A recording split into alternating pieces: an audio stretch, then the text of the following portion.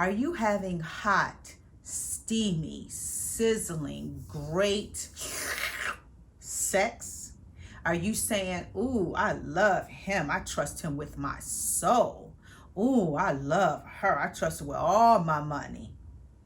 Honey, you just may be high. High on oxytocin. That is the love hormone.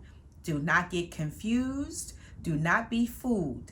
You may be in lust and not in love. Hello, beautiful people. It's your girl, Miss Charlotte, and you know I love to talk about our issues. On Saturdays, we talk about our issues on the topics of love, sex, and relationships. And today, I really want to get into this love high. It's called oxytocin. If you know about it, great. If you don't, we're going to get all into it because I am a firm believer that hindsight can be a bitch, but hindsight can be a blessing when somebody shares what they know or their fuck ups or their mistakes with you. And I am here to do that. I share all of my mistakes with you in hopes that it helps your foresight.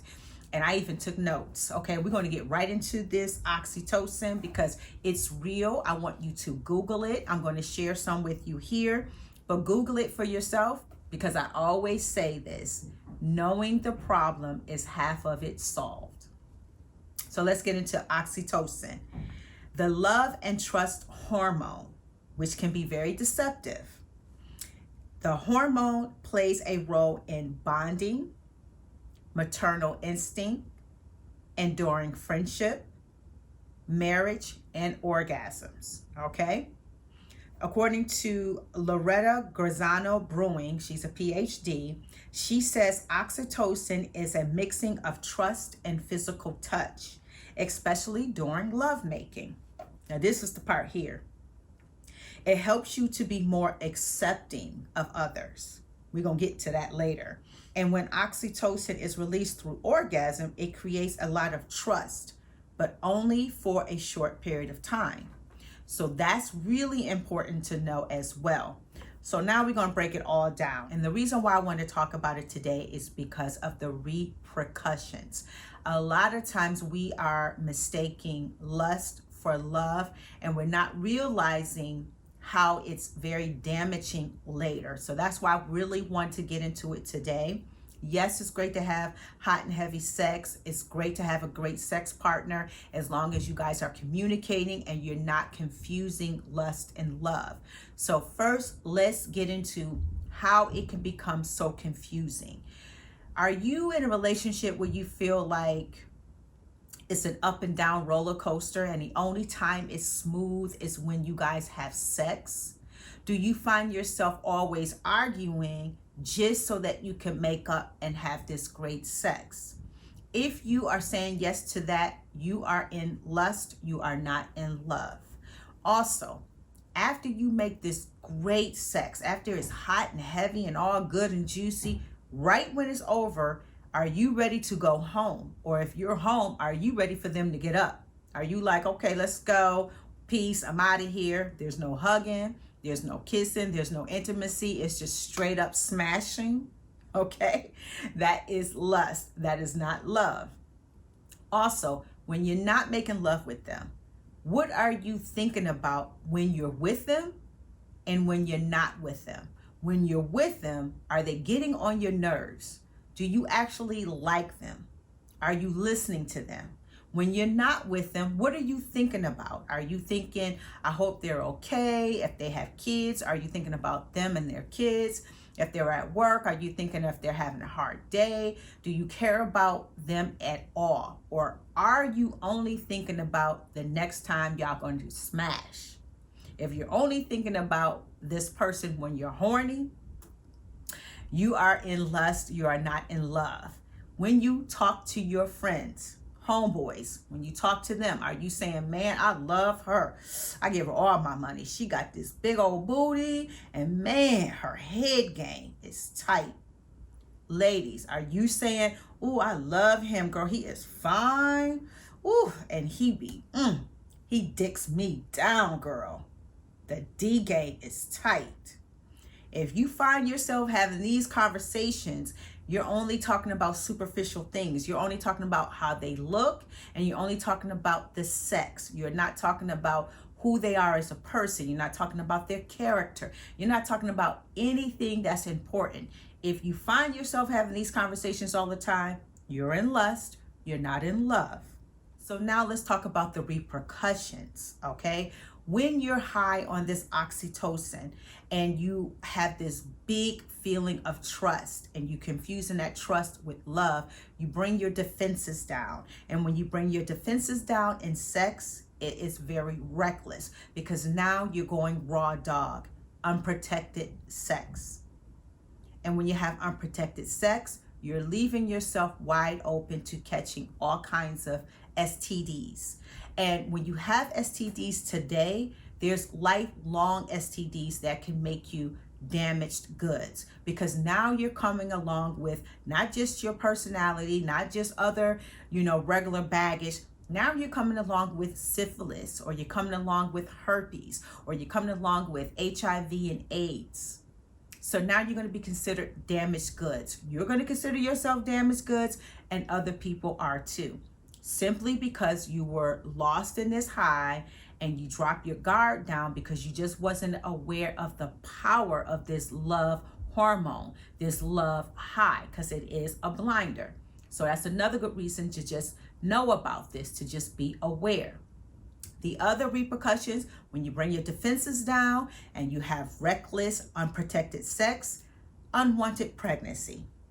And that's horrible because with the oxytocin, like we said earlier, the maternal instinct, that also is responsible. It kicks in. So now you may feel like you really want to have this child because of that high, that love high. And it's unfortunate because you may be really in love, but the other person may really just be in lust. And it's not fair to the child or to you or to the other person, because really I was just having great sex. But now you're going to bring in an innocent life into this world just simply because you were high on oxytocin and you were in lust and not in love. So that's the two big repercussions of being in this cloud and not really understanding what it is. So now that you understand, you can make better decisions. And I know this may be technical, but there's other words that we call it. We say, oh, the person is pussy whipped or dick whipped, or they got their nose wide open. That's the same thing, but oxytocin is really the love hormone that is responsible for all of this, okay? So now let's get to the accepting part, because that's the part that cracks me up, because when you are on this high, you accept things that you know damn well you wouldn't accept if you were sober, okay? So for a personal story, I hate when I think about this because I just feel like, damn, how was I so dumb? How was I just so stupid? Just young, dumb, and full of cum. I say that often because a lot of times we are, but a lot of times we didn't know what was responsible for the craziness. So long story short, I was dating this guy. He was just so beautiful to me. He was Haitian. He knew French. So, I was like, he exotic. Just stupid. But he had like the Maxwell face, the Maxwell who had the big hair.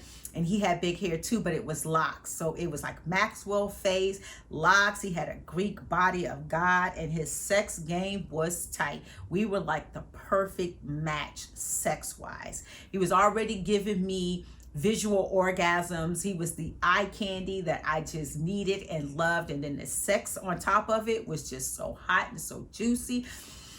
Lord Jesus, okay? So you talking about somebody that was on a high. I really thought I was falling in love with this guy. And I mean, I was on a stupid high.